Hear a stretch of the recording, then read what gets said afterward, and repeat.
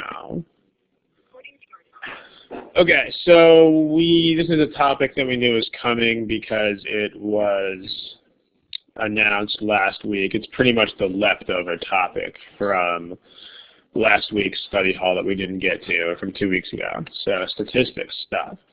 What we are not doing a whole ton of today is the arithmetic mean, because that topic is treated in a little bit more detail in our actual curriculum. But big topic today, standard deviation. Other big topic, median. Again, the main goal here is to complement our own course with some extra topics, which is why the emphasis on these is what it is. For instance, in our course, we have some coverage of arithmetic mean averages. We don't really cover medians and standard deviations too much in our 9-session course, so this is an additional session.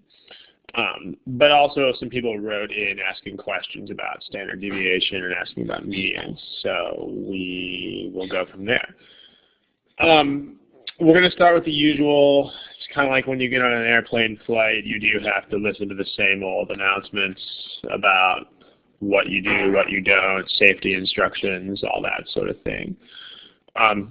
Same thing here, the usual warnings about problem submissions and so on. Please, guys, pay attention to this one in particular. Do not submit problems that are too general.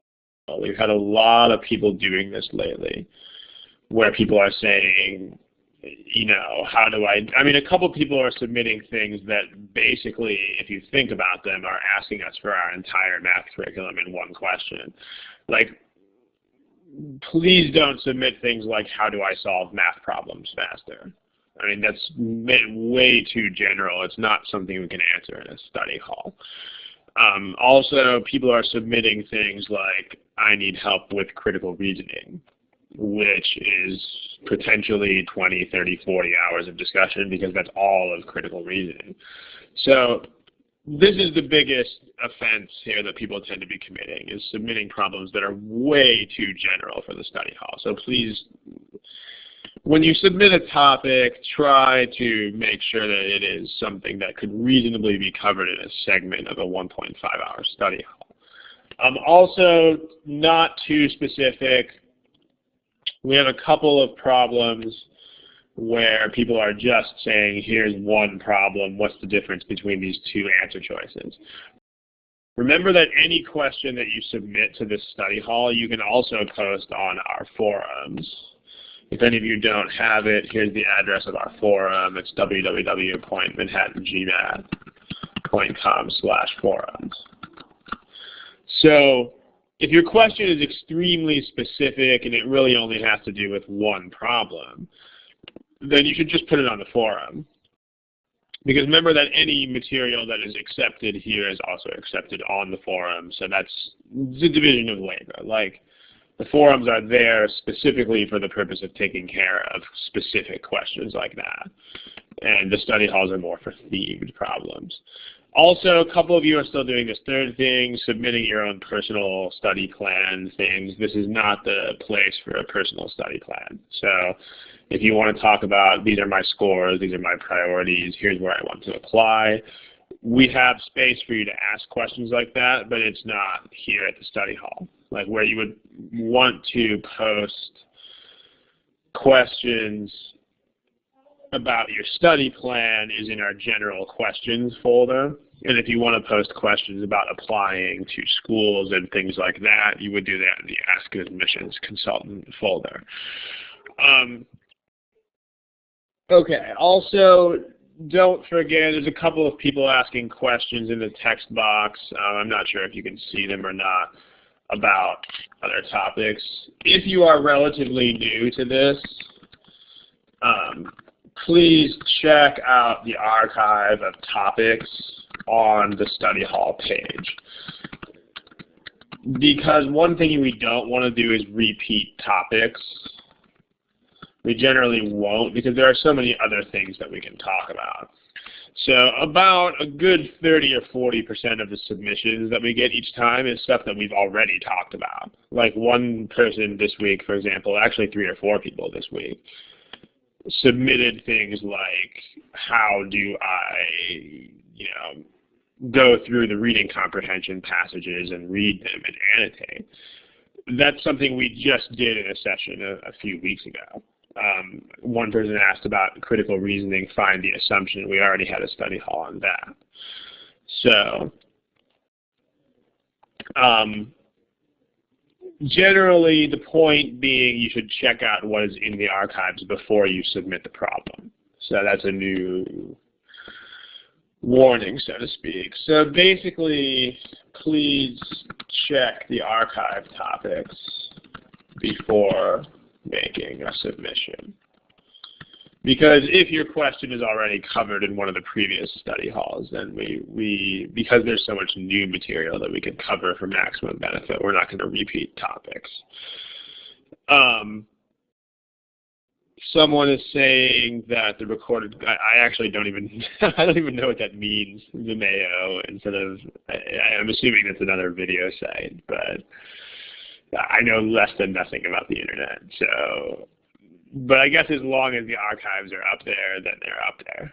So the text box is kind of incidental because whenever people ask questions in the text box, I tend to repeat the question out loud and then answer it. So, and then if people are answering questions in the text box, you're not necessarily going to need to see that. So the integrity of the study hall should still be fine without the text box being shown. Okay. The other things here, please cite sources. A majority of the specific problems that were submitted in the last couple of weeks were cited without sources, which means we just have to ignore them. So the archives are on the same page that you needed to get here. So it's on the Thursdays with Ron page. If you don't know where to find that, you can just Google this term and it'll show up. Thursdays with Ron. The questions that you do submit, please try to be decently specific, but to tie into something that could be a study hall topic. So in other words, not too general, not too specific. It's okay to cite a particular problem as long as you have some sort of tie-in to a general topic. So don't just submit one problem and be like, I don't know, the difference between C and D. Instead, if you submit one problem and then generalize, I don't know how to do C versus D here, and in general, this type of topic would be good for coverage. That's an ideal submission. Finally, no OG problems. We don't do official guide problems here because GMAT has asked us not to, and we want to respect that. Both because we have a good relationship with them and also because it's the copyright law. So if you submit an OG problem, basically we will just ignore it. Otherwise, please cite the sources. Even if you submit one of our problems, you still need to tell us where the problem is from. I mean, we have about 3,000 problems in our database. We certainly do not have them all memorized. So even if the problem is from Manhattan GMAT, you still need to give us the source. Thank you. Smiley face if you guys understand generally the things that are on this page. If you understand the types of things you should be submitting, types of things you shouldn't be, etc. Okay, good. So let's go ahead and jump into it. Remember that we're talking about statistics today, and we're going to start our discussion with a discussion of the standard deviation. So, in particular, there are things that you have to know about the standard deviation, and there are other things that you don't so much. So let's take a brief survey here really quickly. Standard deviation. First of all, I'm going to open up the floor to this question. What is it? What is the standard deviation? So see if you can, text box, go ahead and give me some answers to this. I'll give you about 15, 20 seconds or so to answer it. What is the standard deviation? Okay, I'm liking the answers that most of you are giving for this. In particular, this is a problem that is tested in a very, very conceptual way. So what you do have to know is very, very, very conceptual. Right? In other words, what you do have to know is basically what most of you are writing. The standard deviation is a measure of spread. And what spread means is basically how dispersed are the data, how widespread are they.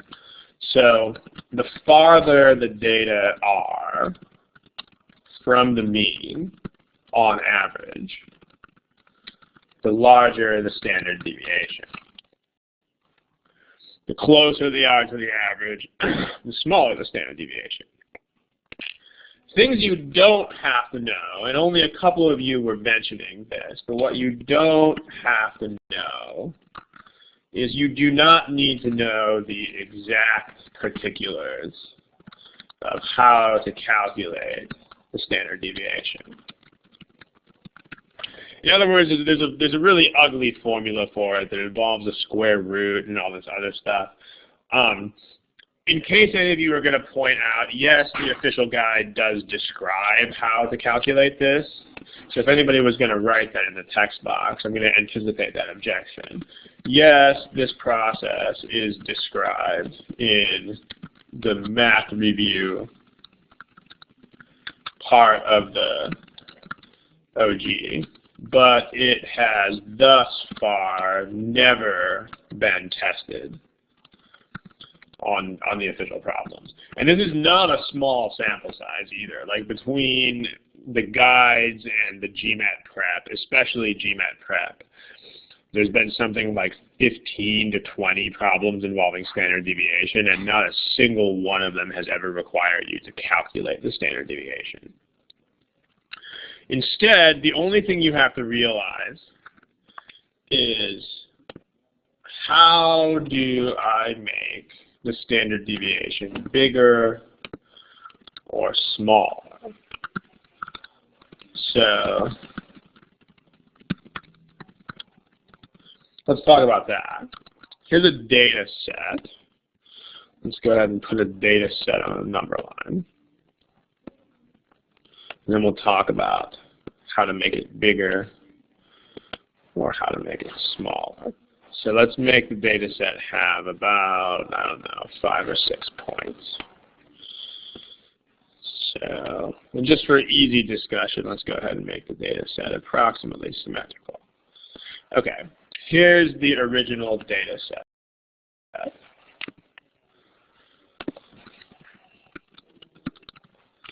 So this data set has a certain standard deviation. For the person in the comments who's asking about the bell curve, no, you don't actually need to know anything about formal statistics. So, I mean, they may talk about distributions of scores and percentiles and stuff, but you don't have to have anything memorized about normal distributions. So if that makes you feel any better about that. Okay, here's our data set. Let's take a look. Who knows what you could do to this data set to make the standard deviation bigger? So it's a question for the text box for the audience. What would you do to increase the standard deviation? Remember, you can't move the data points, but how would I add additional data points that would increase the standard deviation? Not moving the blue points. You can't move the blue data points. So go ahead and answer this. I'll give you about 15 or 20 seconds to answer it.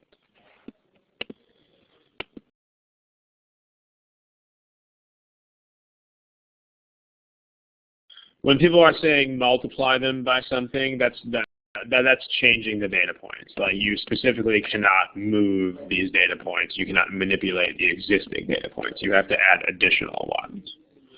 Okay, yeah, you guys are starting to get it. A lot of you have posted it correctly in there. So the one thing you can do to guarantee that you will increase the standard deviation is to add in points that are outside the current range.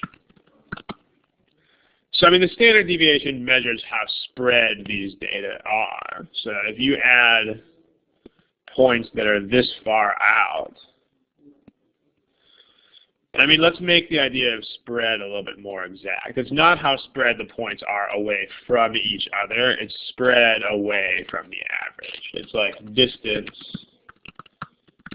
from the average. That's a better way of saying it. So that's basically what standard deviation is. That's not exactly what it is. It's not technically the exact average distance from the average, but that's the best way of thinking about it. So if you add in extra points that are farther away from the average, then the standard deviation will definitely go up. So smiley face if this makes sense. Smiley face icon over there on the left. Other face if this doesn't make sense. Okay. What about the other way around? Remember, we're still not, for those of you who are saying scatter it or multiply these by something, that's not the current issue. The current issue is we can't touch the blue points at all. We're adding in additional points. So how would I add additional data points that would decrease the standard deviation? Text box, please. How would I add additional points that would decrease the standard deviation?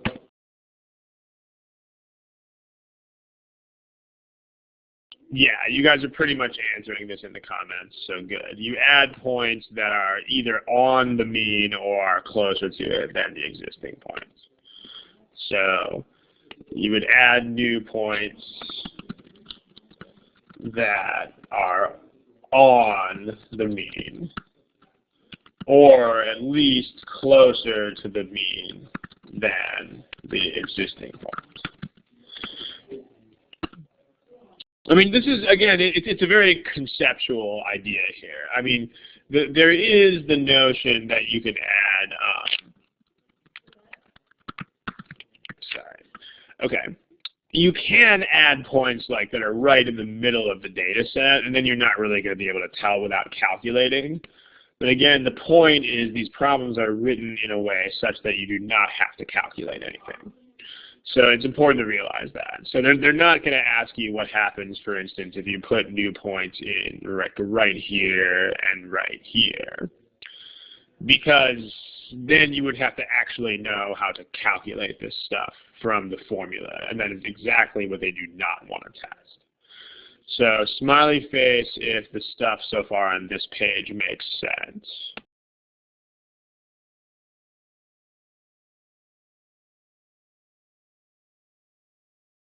Okay, one gentleman is asking in the box, are you using the average of all the points? Yeah, it's the distance from the overall average. So just for simplicity, I've drawn a set that is symmetrical about the middle. But it's the same deal for any set. It's how far away are they from the average. So there you go. Try this problem.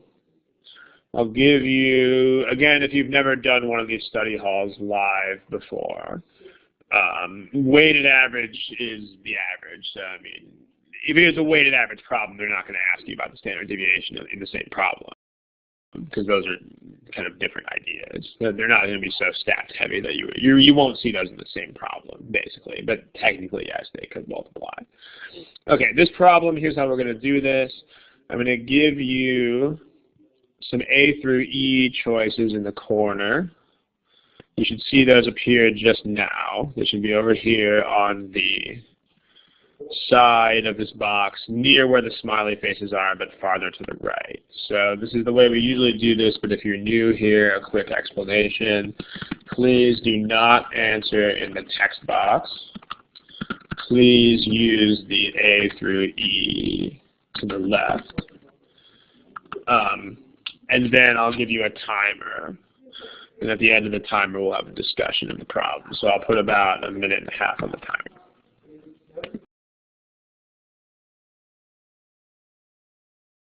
Okay, time is called, so please indicate an answer.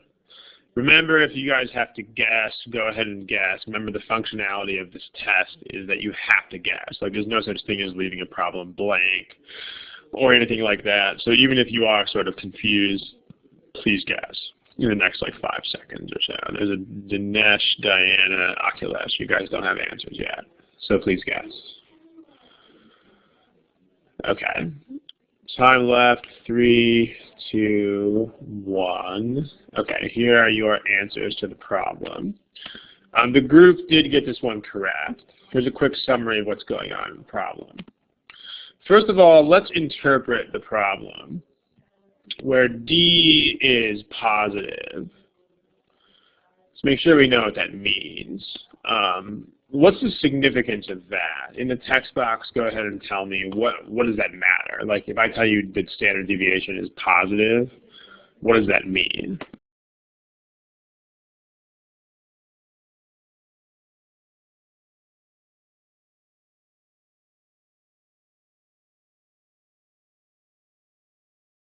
When you answer this question, remember that standard deviations can't be negative. There's no such thing. Like, the standard deviation is the best, again, it's not exactly what it is, but the best way to think about it. Standard deviation is basically the average distance from the data points to the mean. Okay, it can't be negative because you don't say, there's no such thing as a negative distance.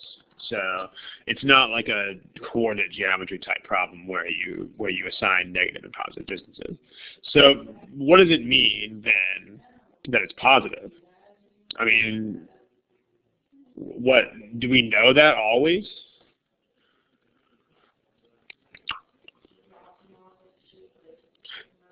Quick, how many? This is going to sound like a stupid question, but let me ask you what sounds like a stupid question. Like positive is a sign, right? Negative is a sign. Here's a stupid question you can answer in the text box. How many signs are there?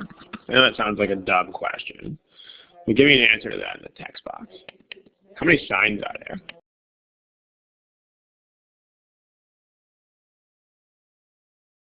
Yeah, you guys are, most of you who are answering the question in the text box are giving me what I'm looking for here, which is, it is a really important thing. There are 3 signs, not just 2. So, positive, negative, and 0. 0 is a sign, which is different from positive and different from negative.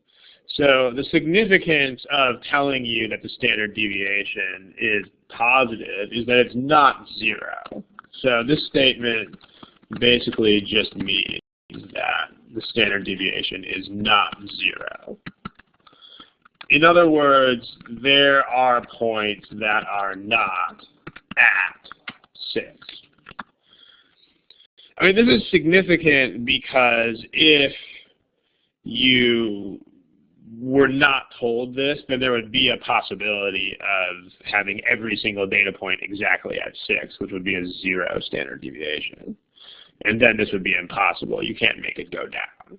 So if you read the problem, then what you're trying to do here is you're trying to decrease the standard deviation. You're trying to make it smaller. I mean, they're putting this in code language a little bit by talking about this thing called D. But D is the original standard deviation. You want it to be less. So basically, this just means you want to make the standard deviation smaller than it is. So we talked about how to do that on the previous page. To make a standard deviation smaller, you have to add in points that are closer to the mean than the existing points are. So the problem is, in this case, we know there are points that are not on the mean, but we have no idea where they are. So if you want the standard deviation to become smaller, there's only one way to be absolutely sure of this, which is we need to add points that are closer to 6 than the existing points. Then at least most of them. I mean, again, there are exceptions to this. There are freakish sets where standard deviation does strange things, but you don't need to worry about that. They're not going to ask you things where you would need a statistical knowledge to figure it out. So we need to add points that are, the questions in the text box, don't worry, I'll get to them. I'm not going to interrupt the discussion right now to answer the questions, but I'll get them. Okay. We need to add points that are closer to 6 than the existing points are. The problem is we don't know where the existing points are, though. So the only way to be sure of this,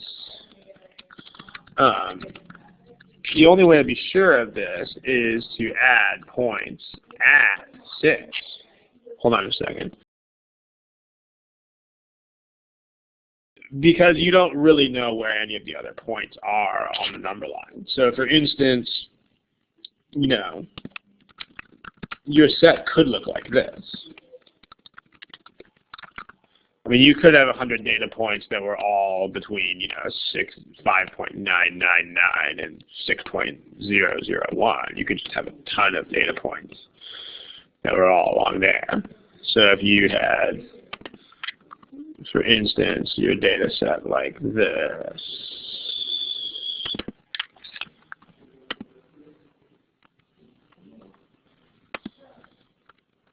right, you might have a whole bunch of points like this where they were all between, you know, here's 6, here's our average, here's 5.9999, and here's 6.0001. If your set looks like this, then this illustrates why all the other choices could be wrong. Because if you take, I mean, I know I didn't draw 100 points, but imagine this is 100 points. If you had a set like this, then adding any of the choices A, B, C, or D would drastically increase your spread from the average. Because if you add a 0 or a 12 into this set, it's going to be either like miles over the left or miles over to the right. Yeah. On the other hand, if you add points that are right here at 6, then no matter what, those are going to bring down the standard deviation. So this one is E. Any questions about that? Smiley face over here if that makes sense. Questions, if you have them, type them in the text box. If not, I'll get the ones that are in there right now. Okay. The question here, can you say that 0 is the minimum standard deviation? Yes. If you have a 0 standard deviation, that means every point is right on top of the average, and it's impossible to be less than that because, again, standard deviations cannot be negative. If you had to increase D, that's actually a good question. Let me put that to the class. Would it be possible for would any of these choices be guaranteed to increase the standard deviation?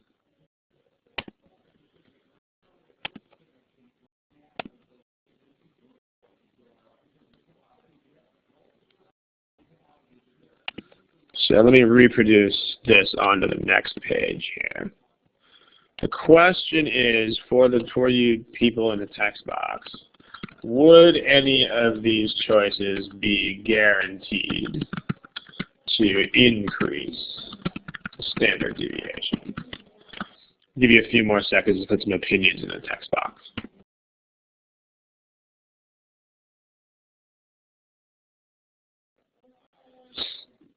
So none of them would. Because again, remember what you would have to do. To increase the standard deviation, you basically have to add points that make the data more spread away from the average.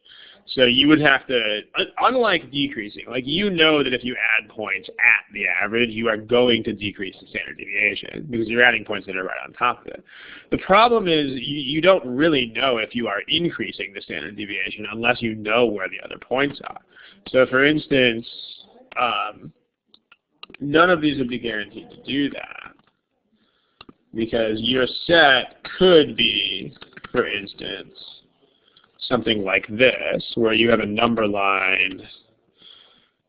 Remember, your data points are allowed to be the same. So let's say you have 2 data points at, let's just pick 2 numbers whose average is 6 to make this easy. Let's say that this is -100 and this is 112. And I have 50 data points here, and I have 50 data points here. You know, or these exact numbers are not important. The point is just that these are two numbers that are really far apart, whose average is 6. So, and since they're equal weight, you're just going to have the average between those two numbers. So the average of all of these is going to be 6. So this does satisfy the hypothesis of the problem. Needless to say, these are all a lot closer to the average than these things are. So if you add in the data points in any of these 5 answer choices, then it'll get smaller. So adding any of the 5 answer choices will make the standard deviation smaller. Okay. As for the person in the text box saying, I think we are spending too much time on this, thank you for your extremely constructive comment. That is great. Okay. Any other questions about this problem? If not, smiley face if you're ready to move on.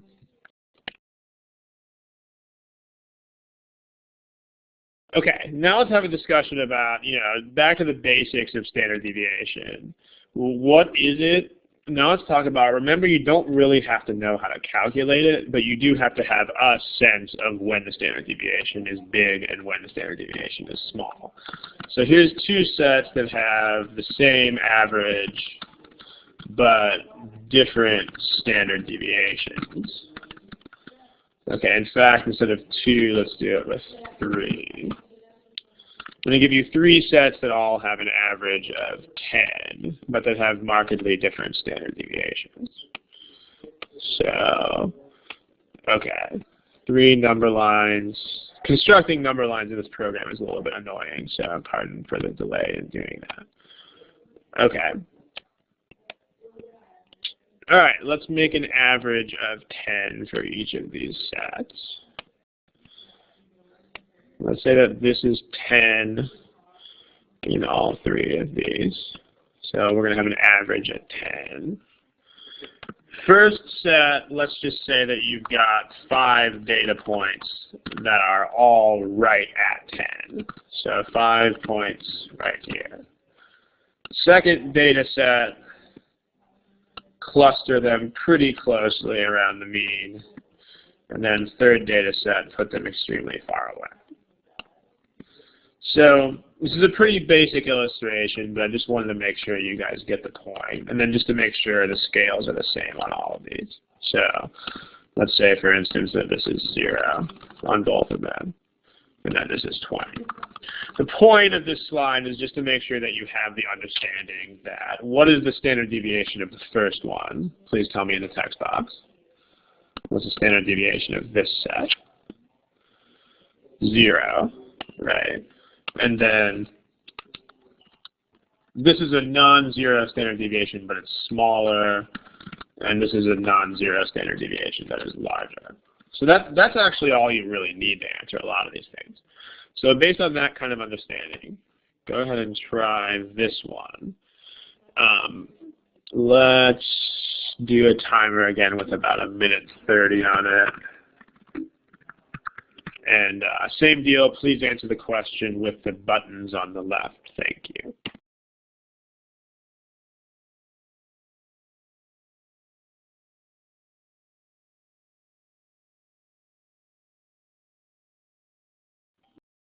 Closing in on a minute and a half, minute 45 here. So if you need to guess, please guess. Remember, a defining characteristic of this exam is that time pressure is important. So if you don't have an answer, please try to have one. Okay. Please try to answer in the next 5 seconds if you are Al or Diana or Garima or the King. Okay. Here's your answers to this problem. Again, there are a few abstentions here. Remember, when you do this, when you take the GMAT, you really have to, I know I emphasize this in each of the study halls, but remember that you do need to answer every question that is put in front of you, and you have to do it in a timely way. So I know some people step away from the terminal, but if you are here and you're still not answering the problem, that's a habit that you're going to want to overcome. Okay, so standard deviation, you don't need to calculate it to figure this out. Instead, it's just we need to figure out when these things are closest to the mean. So you want it to be the least. Standard deviation, the least distance from the mean. So least distance from the mean. This means when are the data points closest to the mean. So one thing you probably noticed about these sets is that all 5 have the same mean. All 5 have mean equal to 5, which is convenient because then we can just picture it 5 times. You don't necessarily have to draw these things, but if you have trouble with visualizing this, then you absolutely should draw them. So let's copy and paste that a couple of times to slow down, increase the task speed here. Okay, so, wow, ugly. All right, looks like we have to move some of these pieces of number lines around. But doing our best here. Okay, let's make these number lines so that they have an average of 5. It's kind of hard to move these pieces around, so apologies for that. Okay, so the average on each of these number lines is going to be 5. And let's just picture this. You can knock off a lot of these by just picturing it and just realizing when these things are closer and when they're farther away from the mean. So in each case, this will be 5, and then we'll say 3, 4, 5, 6, 7. Okay, so let's bring the question back into focus here. We want the standard deviation to be the least. So operator A is really far away. Like these points are, you've got 2 points all the way over here, and you've got 2 points all the way over here. Operator B, you're talking a little bit closer. 4, 5, 5, 6. Operator C, you've got 2 here at the mean, but then you've got 1 way over here and 1 way over there. Operator D, you've got 2 at 4 and 2 at 6. And operator E, you've got 3, 4, 5, and 8. So now remember, it's just a comparison question. There's no need to go through lots of calculations. So for instance, if you compare C with B, notice these 2 points match these 2 points, and these 2 are closer than those 2. So B has a smaller standard deviation than C. So we can cross off C. Smiley face if that makes sense. If you do this comparison of B versus C, you've got comparable points you can just ignore, so then the ones that differ are closer in choice B. The question in the text box, is it fair to assume the average would have been the same? Absolutely not. You need to calculate that. I mean, that's why they made the numbers really nice. Like they're not gonna, they're not gonna make horrible numbers and make you calculate that kind of thing. But no, sometimes they'll tell you. Sometimes they'll say the mean is the same. But in this case, they don't. So you actually should verify that that is the case. If you look at A, every single thing in A is farther away than in B. So A is out. If you look at E, then you can match this point with one of these. Then this is farther away than that. This is farther away than that, and this is farther away than that. So you can get rid of E by making that observation. So between B and D, let's take a closer look. Well, notice what you've got. I mean, you have 2 points that match each other exactly. You've got this point that matches this one, and you've got this point that matches this one. But then of the points that, so those are going to contribute equally to the standard deviation because they're in exactly the same place. But then of the ones that don't match, what you'll notice is they're farther away in choice D, like dog. So this is going to mean the standard deviation is lower for choice B. I mean, in other words, think about it from this point of view again, where how do I make the standard deviation go down? Well, you take points and you move them towards the mean. So that's basically what has happened here. Basically, to get from D to B, you would take 2 of the points that are in D and you would move them closer to the middle. So B is going to be smaller standard deviation. Any questions about that? Smiley face if this makes sense. Again, notice that there are no calculations required to do this. Okay, smiley faces are good here.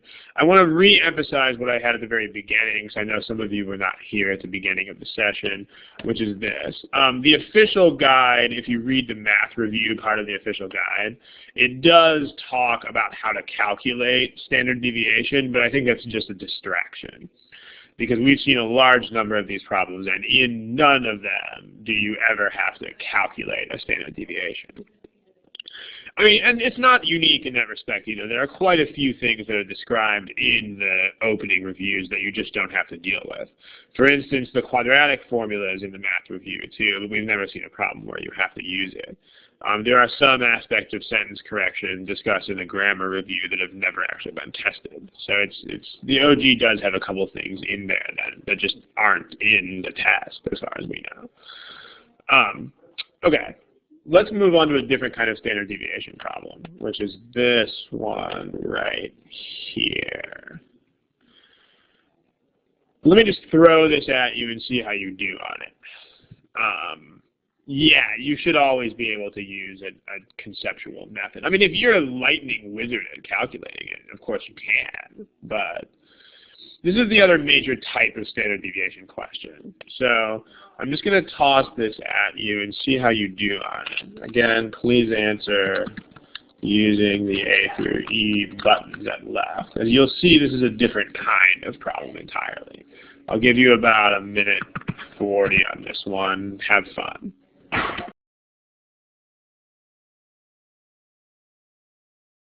Okay, a lot of people don't have answers to this problem, so let's guess if we need to. Remember, this is the GMAT. You do have to answer the problems. So even if you do not have a clue, it would still be instructive to see how you guys guess. And also instructive for you to get used to guessing also. So if you are Al, or I don't know if that's Al or AI, Diana, Garima, or Paul, please guess in the next few seconds. Thank you. Okay, here, yeah, thank you, I noticed that. Okay, so a couple answers we're waiting on. Here's the class. So basically it looks like the class is just guessing this at random. Because this is a pretty evenly distributed suite of answers here. So good, we're going to have some learning going on. We like that. Let's segue into an analogy here. Let's say that I ask you the following question. Let's say that I know we have a lot of viewers here who are from other countries, so just to make you guys happy, let's say that I'm 100 centimeters tall. All right, now let's say that my hand is 10 centimeters wide. Okay.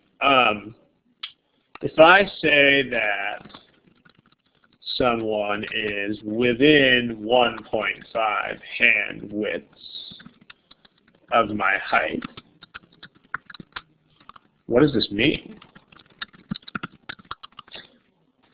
Text box, please.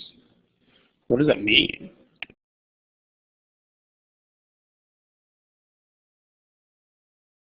Yeah, all right, they're starting to pour in here, the answers. So what's interesting about this is you don't really have to know anything about a hand. All you have to do is just realize what within means. So within just means in either direction. And then at most. So that's what the within part means. And then 1.5 hand width means you don't have to even know what a hand is. All you have to do is just take whatever I tell you a hand is and just multiply it by 1.5. So what this means, 1.5 hand width is 1.5 times whatever I tell you it is. So that's 1.5 times 10. And then of my height, so that means it's a distance from my actual height. So you're just going to take my height and subtract and add that much, and that's it. That's the end of the story. So that means you're just going to take 180, and since it's within X amount of, that's plus or minus. And then 1.5 hand width turns out to be 15 centimeters. So this means at someone's height is at least 165 and at most 195. And notice that when we talk about within, I'm not sure if they're going to nitpick to this level to make sure you can do it if they do. Within actually means it has to be like 165 and 195 would be okay values. Believe it or not, this is all you have to do in this problem. Like if you see problems like this, and this is a very consistent pattern that we've noticed in a large number of GMAT prep problems. By the way, this problem, every problem in this, just so I can give an attribution, every problem in this slideshow except one is from the GMAT prep official software. So this is from GMAT prep. So the standard deviation, it doesn't even matter. Like in problems with numerical values for the standard deviation, you can treat it just like it's a hand width. You actually don't even have to know anything about the standard deviation. You don't have to know any facts about what the SD means. Just treat it like hand width in the other problem. So you just need to be within 1.5 standard deviations of the mean. It's exactly like being within 1.5 hand widths of my height. So this just means it's got to be the mean plus or minus 1.5 times whatever the standard deviation is. So the mean is, when they tell you what the mean is, it's 8.1 plus or minus 1.5 times the given standard deviation is 0.45. So this means anywhere from 7.65 to 8.55. And that's actually all it is. You just have to calculate that, and then you just have to go count things. So the things that are in this range, there are a whole lot of them. Just go up here and figure it out. So let's find everything between 7.65 and 8.55. No, yes, yes, yes, yes, yes, yes, yes, yes, yes, yes, and yes. So it looks like 11. And yes, this is really all you have to do. It's not any more involved, believe it or not, than this. And this is something we've actually noticed consistently in official problems that use numerical values of standard deviation. This is not just one freakish problem that happens to be easier than it looks. It's like all of them. So does this make sense? Smiley face if you guys understand this explanation, not smiley face if you don't. I mean, it's a little bit of like punch yourself in the head kind of thing after a while. But like, here's some more. of this. Like this is also an official problem, and so is this. We're not going to work these together, but these require the same complete lack of understanding of what the standard deviation means. Like D here is a standard deviation, but it doesn't matter. You're talking about a symmetric distribution, so this could be a hand width as much as it could be a standard deviation.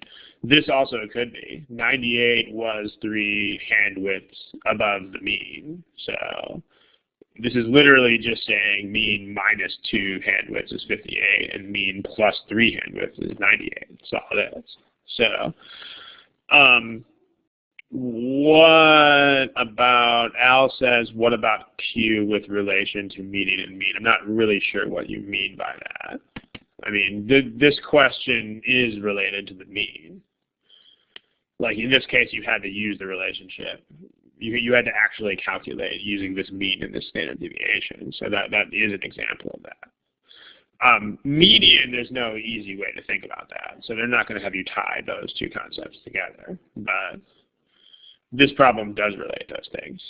The analysis, well, I'm not sure which question is the analysis question. Is that a question from this study hall? Not real sure what you mean. So if you could tell me in the text box, that'd be great. In the meantime, we should probably move on to some problems involving the median. Remember our other promised topic from today was, okay, Al, I'm not sure what you mean, so if you could maybe submit one on the forums or on the in the study hall submissions, that'd be cool. Okay, but it probably is not any more complicated than what we're doing. There are lots of more complicated problems involving median and mean, but not also standard deviation. Not that I've seen. So, because they're trying to, yeah. Question in the text box says, why do we multiply by 0.5? Do you understand why we did this? Why we did the 1.5 times 10? It's the exact same thing. 1.5 hand widths is not 1.5. It's 1.5 hand widths. Same thing here. This is not 1.5. This is 1.5 standard deviations. So it's 1.5 times what the standard deviation is, just like a hand width. I mean, if that's confusing, then in problems like this, you can actually take out standard deviation and put in hand width, and it will still work. Like if I say these data have a mean of 8.1 and a hand width of 0.3, how many of them are within 1.5 hand widths, it will absolutely still work. So the person who asked that question, smiley face if that makes sense. Okay, all good. So let's move on. The other promised topic from today was the median and its relationship to the mean. So let's move on to that and see how that goes. So here's a problem. I'm going to throw it at you out of nowhere. I'll give you 2 minutes to work on this. Again, please use your buttons to indicate your answer, please. 2 minutes. Have fun. Minute and a half, so please try to have an answer in the next 30 or 40 seconds.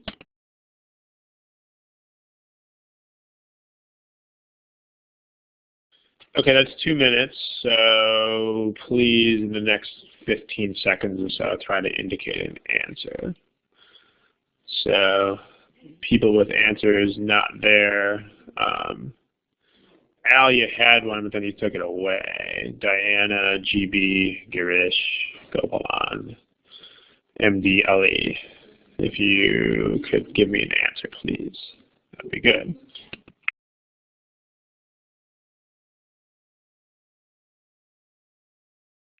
Okay, so we are absolutely all over the place on this one. The class did pick the correct answer most often, but it was only about 33%. So definitely, yeah, we're going to need to do some stuff here.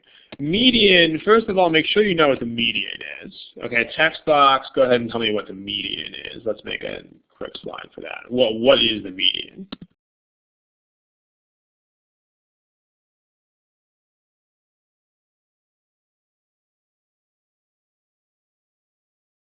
Yeah, a couple of you guys are saying average. I mean, if you mean average like mean of the set, then no, that's incorrect. But if you mean, it's a way of measuring, like, it's one way of thinking of an average, but it's not the same thing as the regular average.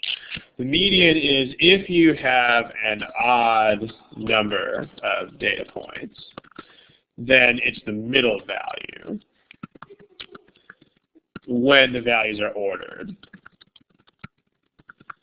So, for example, if your set is 3, 5, 8, 11, 17, 24, and 33. This is an odd number of points. The reason why it matters whether you have an odd or even number is because the only way you're actually going to have a middle value is if you have an odd number of points, because then you're going to have a number in the middle and you're going to have the same number on each side of it, creating an odd number of points overall. So the median of this set is 11. Now, if you have an even number of points, it's a little bit different. If you have an even number of points, then it's the mean of the two middle values. So if your set was just 3, 5, 8, 11, 17, and 24 without the 33, then in order to find the median of that set, you would actually have to average those two values. So in this case, the median is going to be the average of 8 and 11, which is going to be 9.5. So now the question is, what do we do? So that's a definition of the median. Make sure smiley face if this makes sense, if you're down with what the median means. We occasionally get students who don't, so give me the other face if you're not okay with that. Okay, now let's talk about how to deal with the median. Like when you deal with the median in a problem. If you see a problem that deals with the median, then the best way to deal with it, because it's not anything that you can like make a formula for.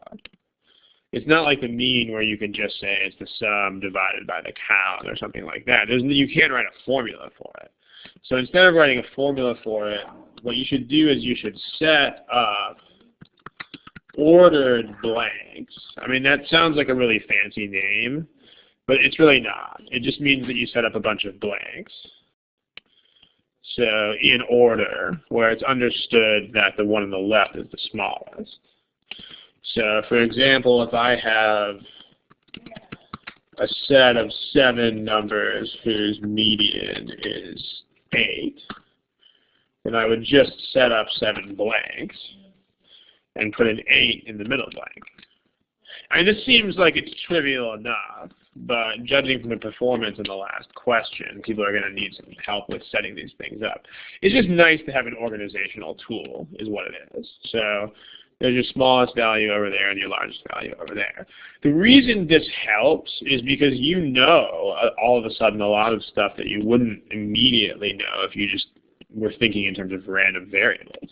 For example, like we know that these numbers must be 8 or less. And we know these numbers over here must be 8 or more. And if you don't use a set of ordered blanks, it's actually extremely difficult to keep track of all of this. Like you might find yourself swimming in a sea of variables that just gets incredibly confusing after a while if you don't. So, ordered blanks. Smiley face if you guys understand this whole principle of ordered blanks. Okay, so let's go back to this problem, this one right here. So it's 3 boxes of supplies, so that's not a whole lot, but we should still make 3 ordered blanks, because there's 3 boxes. So we need a set of 3 ordered blanks. So 1, 2, 3. And then it says they have a median weight of 9 kilograms, so you've got a 9 here. And then because these are ordered, we absolutely know that this is 9 or more.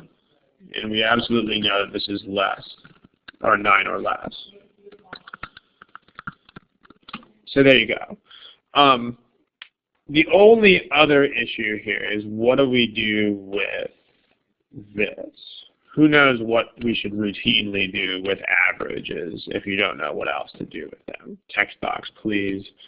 What should we do with this by default?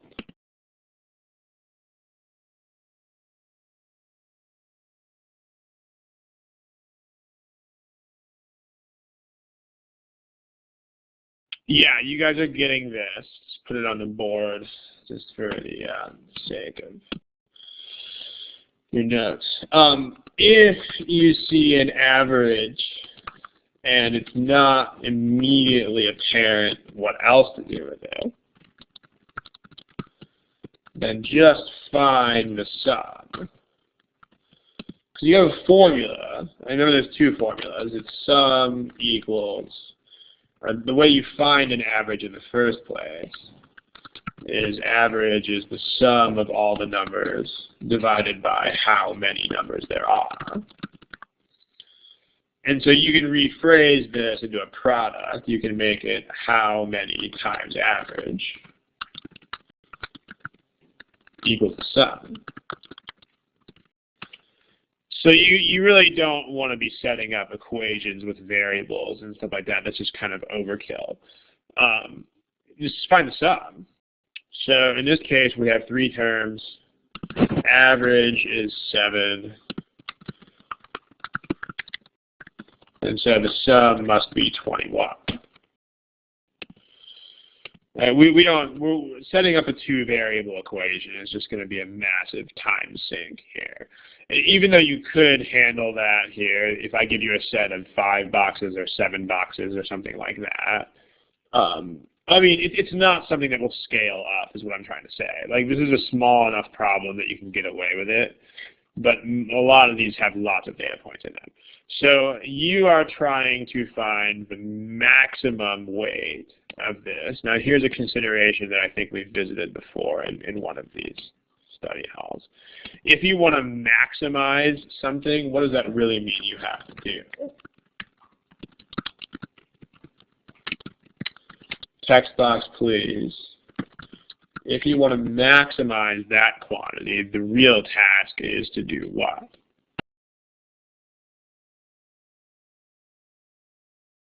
Yeah, you have to minimize the other quantity.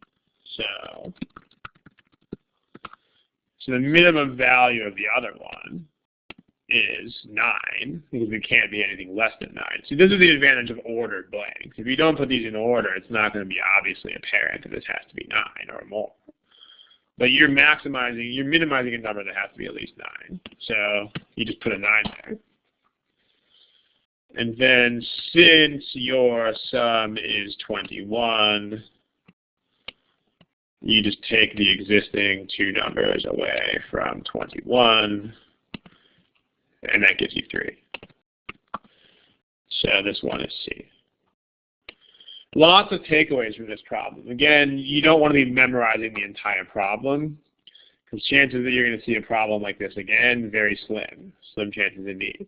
But the takeaways here are really important. First of all, when you see a median, your immediate reaction should be to make ordered blanks, because all median problems will benefit from ordered blanks, all of them, every single one. Then when you see an average, this is what these guys do. They give you stuff that doesn't really mean what it says. So average doesn't really mean you should be thinking about average. It means they want you to find the total.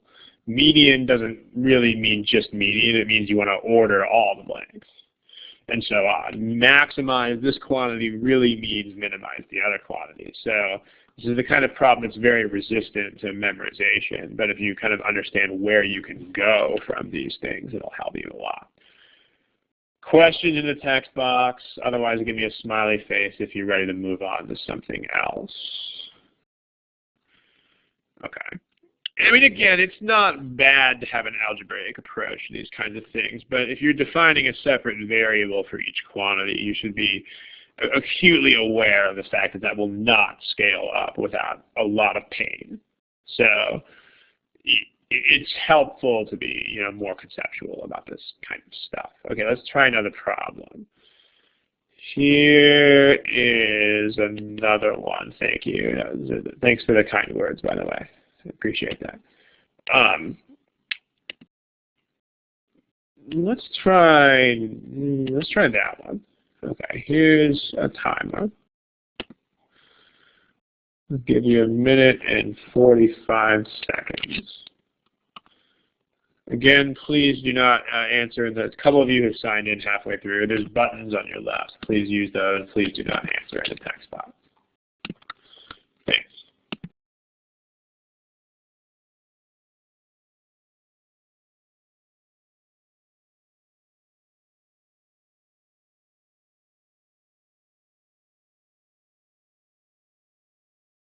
Okay. Take another 20 to 30 seconds to answer this one if you need it. And then we'll have a discussion. This one is extra fun. Again, there's a couple of people answering in the text box. As I mentioned at the beginning of this problem, please don't do that. Please use the buttons. The buttons are over there. There, A, B, C, D, E. They should appear underneath the names. Thank you. Okay, people who don't have answers yet, that is Diana Chang and Garima 1 and Jesse Shi. Other than that, looks like people, and SKR. Okay, remember if you're not answering the problem, remember the GMAT does make you answer the problem. So it's useful to just get a guess off of your chest. But there are 3 people who didn't answer. Let's take a look. This one again is a mixed bag. Let's use ordered blanks. And let's think about it. So 1, 5, -2, 8, and n. The first thing to do is put those 4 things in order. That's kind of not in order right now. By kind of, I mean it's not. So -2, the current numbers are -2, 1, 5, and 8. The issue here with filling in the ordered blanks, in the text box, where's the issue with this problem is we don't know what. See if you can tell me in the text box. N is unknown, and more to the point, we don't really know where n goes. So remember the ordered blanks. Now the problem here is that there's going to be different possibilities for this because we don't know where n goes. So here they are, and I mean what it's best to do, and this is a general data sufficiency tip, like for pretty much all the time. If you ever encounter a situation with a small number of possibilities, then what should you do? Really, really important. Like I bet a lot of people got stuck trying to write formulas on this problem. Yeah, you guys are getting it. You should just list them and like list first and ask questions later kind of thing. So if you ever encounter a situation where there's not that many possibilities, just list them. Really important. So here's our ordered blanks. We don't really know where the stuff goes in the ordered blanks because n could be anywhere. So if you could have, it could be n and then all of those numbers. It could be -2 n 1 5 8. It could be -2 1 n 5 8. It could be -2 1 5 n 8.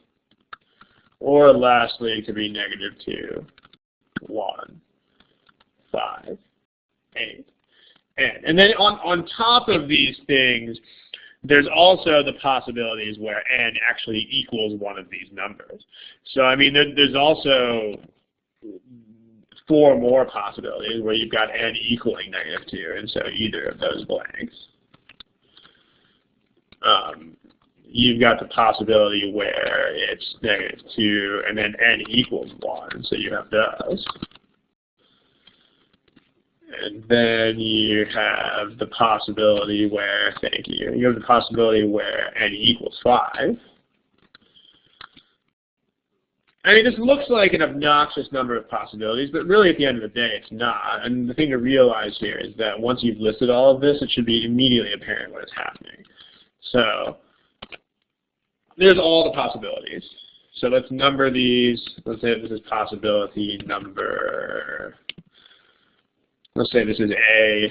I don't want to use letters. This is possibility number 1. This is possibility number 2.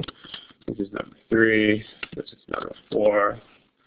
This is number 5. This is number 6. This is number 7. That's number 8. That's number 9. Okay. So the median of the numbers is less than 5. Like as soon as you've enumerated these possibilities, it just becomes a matter of just seeing which possibilities work with which statement. So which possibilities work with statement 1? So in the text box, please tell me which possibilities work with the first statement.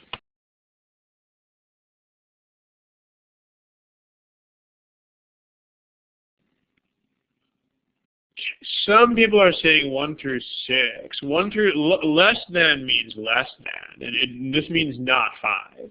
So in possibility 1, 2, and 3, and 4, the median is 1. So that's fine. In possibility 5, we're talking about a number between 1 and 5, so that's less than 5. But number 6, no, because in number 6, your list is -2, 1, 5, 5, 8. So in the case number 6, this is false because the median actually is 5, and 5 is not less than 5. So this statement works only with possibilities 1 through 5. Smiley face if that makes sense. I know a bunch of you are putting 1 through 6. So give me a smiley face icon if this is okay. And give me the other face if it's not. Okay. One other face. Again, possibility 6 is not okay because the list in possibility 6 is -2, 1, 5, 5, 8. So the middle number of those is 5.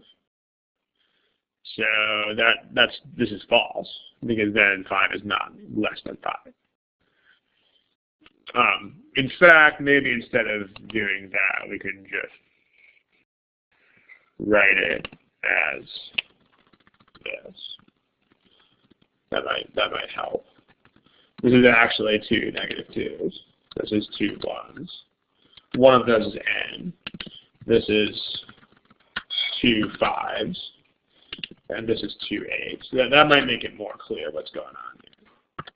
So in the blue cases, one of those numbers is n. So smiley face if that makes sense now. Okay, so looks pretty good here. All right, in particular the gentleman who asked the question, does that make more sense now? Okay, so so case 6 doesn't work. Which possibilities now in the text box, which possibilities work with statement 2? The median is greater than 1.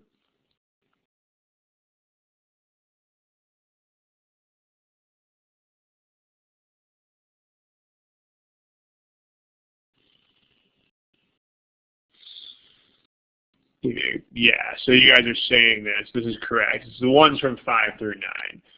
Because in statements 1, 2, and 3, the median is 1. And actually in statement 4, it's also 1. So these 1 through 4 don't work. But then here, n is bigger than 1. And then the median of 6, 7, 8, and 9 is all 5. So this is 5 through 9 only. And now we do have to answer the question. The question is n between 0 and 7? So with statement 1, with impossibilities 1 through 5, n could be anything less than 5.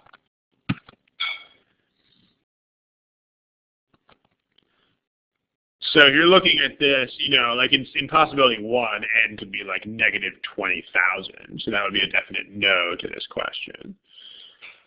But n could also be numbers between 1 and 5, which would be a yes to this question. So that's insufficient. Second statement, you're looking at n that could be between 1 and 5. It could be 5. It could be between 5 and 8. It could be 8, or it could be 10 billion. So in possibilities 5 through 9, n could be anything more than 1. Also insufficient. But if you combine them, if you put them together, then case 1 through 5, case 5 through 9, the only way to combine that is case 5. So then you know that you still don't know what n is, but n has to be between 1 and 5. So it's not sufficient to find n, but it's sufficient to answer the question at hand. So this is going to be C.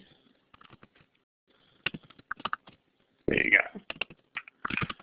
Smiley faces if this is all good. If you have any questions, tell me what those are.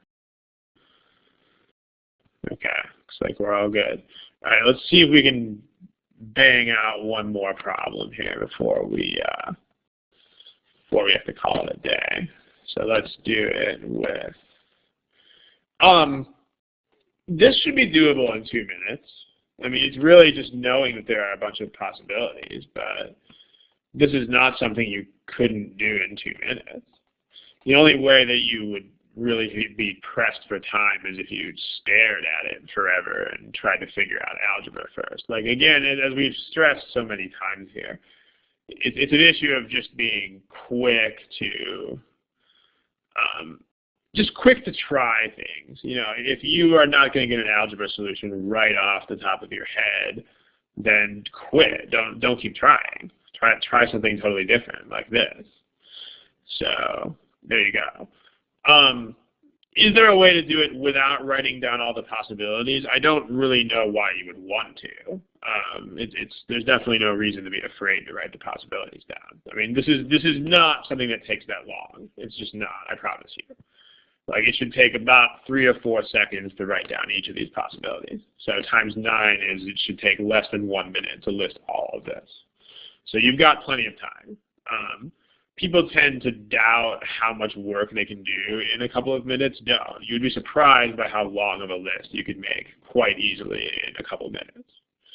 The point is just you cannot just sit there and stare down the problem, because the problem will win the stare down and you will lose it. So, yeah. Extreme cases, sure, although then you're going to have a hard time proving that case. If you put it together, then there's a question in the text box that says, is n between 0 and 7 or any number? That question sounds like the author still is struggling with the very basics of how data sufficiency problems work. So if that's the case, we definitely can't explain all of data sufficiency right now. But I will give you the short answer, which is if you combine the statements, then you know n has to be between 1 and 5. So then that would be sufficient. If it's between 1 and 5, then it has to be between 0 and 7. That's why this works. But it sounds like the question makes it seem like the person asking the question needs to go read up on the basics of how data sufficiency works first, which we can't sideline the whole class for that. But you can, send an email or something like that. I can point you to the right resources. Okay, let's do one more shot. Yeah. Again, people who are commenting in the comments about this is too slow, I want to do another problem, please don't tell us how to run our own study hall. Thank you. Here's a problem.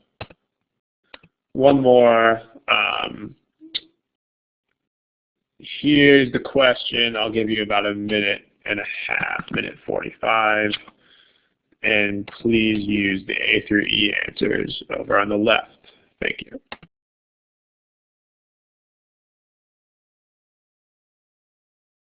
a word of warning to people who are answering these things too fast. Right now we had about 15 answers in the first 30 seconds, and 13 of them were wrong. So you might want to give the problem a little bit more consideration before you answer it. Go ahead and take another 30 to 45 seconds.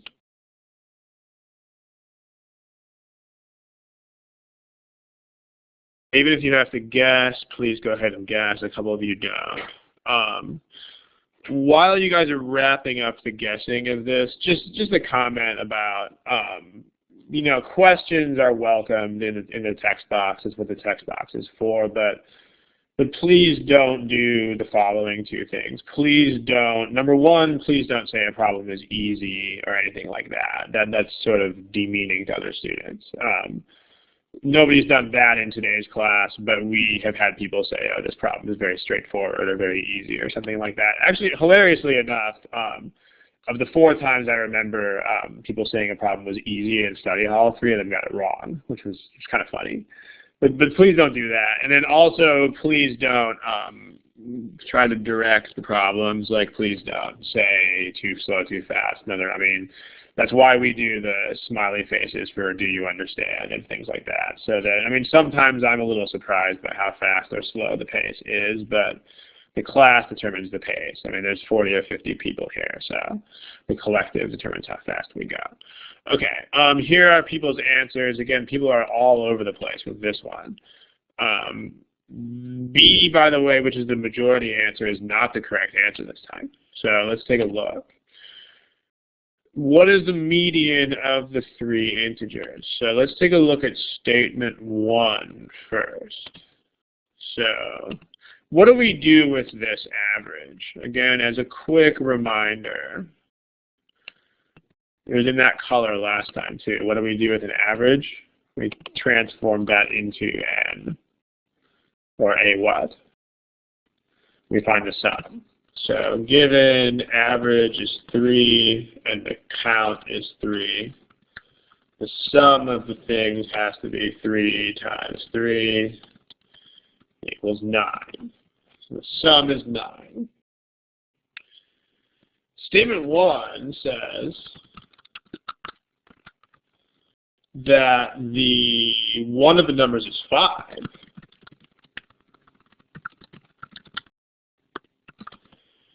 Okay, also happening in the text box is probably the other thing that people shouldn't do, which is to kind of like pester for what is the answer.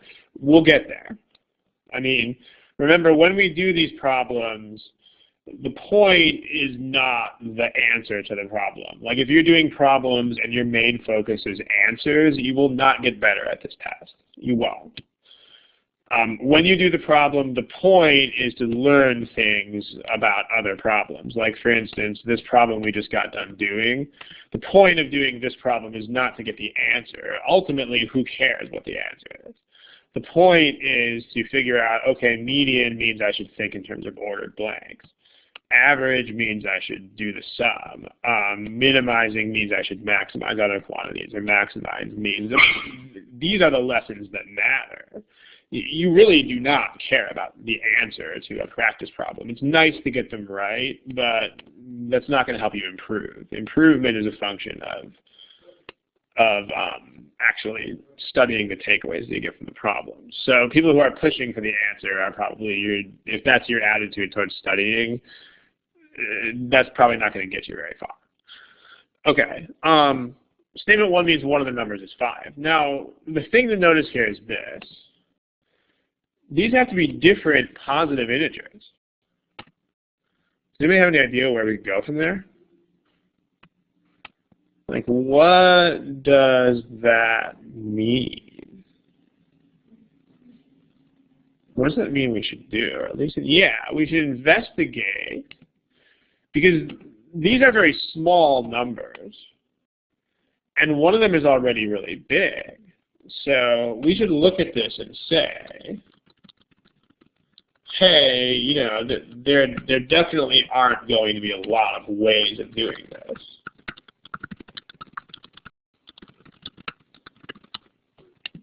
to do this.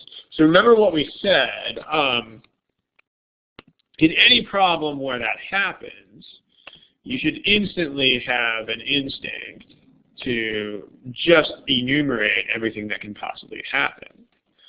I mean, this is a lot more important than you would think it is, because this is a test where this test really does not want people who are algebra jockeys to do well. I mean, a lot of people don't believe when we first say this, but the entire reason that this test is what it is because it's hostile to people who just use textbook algebra type methods. So this is especially important because lots of problems are basically engineered to be hostile or even impossible for students who just use like standard algebra. I mean, they really are. So on a problem like this, you should suspect that something is going to be not right if you just try to use regular algebra. And in this case, that's exactly what happens. You've got one number is 5. So the other two numbers have to add up to 4. There's only two ways to do that with positive integers, either 2 and 2 or 1 and 3. And then tell me about 2 and 2.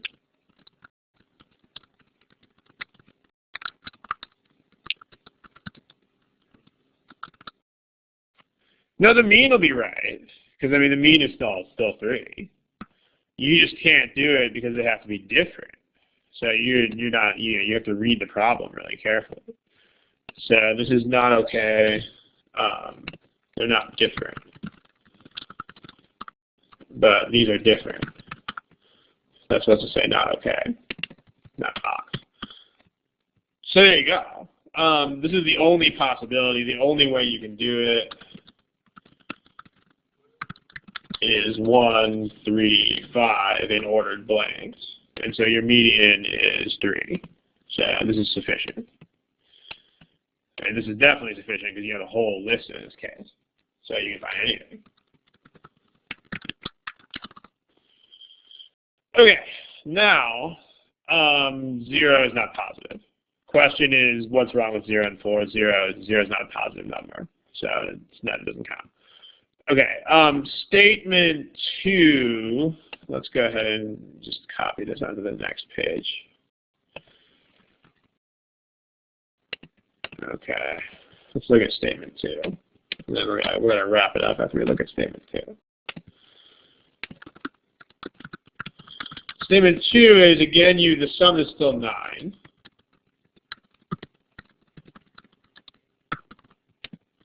So, I mean, I'll give you 2 ways to do this. The first way is just to make a list again. So you have one of the numbers is 3, and then you have 2 other numbers where 2 blanks add to 6. So there's a couple ways you can try that. 3, 1, and 5. 3, 2, and 4. 3, 3, 3. So we can't use 3, 3, and 3 because those are not different. But then we got to put these in ordered blanks. So ordered blanks here are 1, 3, and 5, and the ordered blanks here are 2, 3, and 4. So it turns out, even though there are 2 possibilities, that the median is the same. So there you go. So median must be 3, and this is sufficient. The other way to do it, you can actually do this one by thinking about theory and ordered blanks. Here's a quick summary of the information behind that. If you make your ordered blanks, then the deal is that the average is 3. So the other 2 numbers sum to 6. And they have to be different. So this means that 1 must be more than 3, and 1 must be less than 3.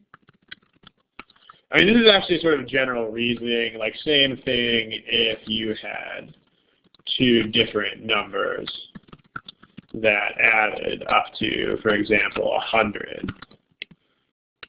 One, if they were different, one would have to be more than 50, and one would have to be less than 50.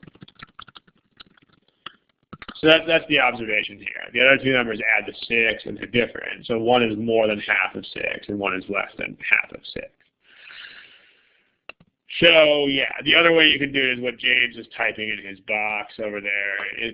Since the average is 3 and this is 3, then if you realize what residuals are, overs and unders, you got to go over 3 on one and under 3 on the other one, because otherwise your average won't be 3. So that's less. I'll go ahead and type that up in a second, actually. This is going to be something less than 3.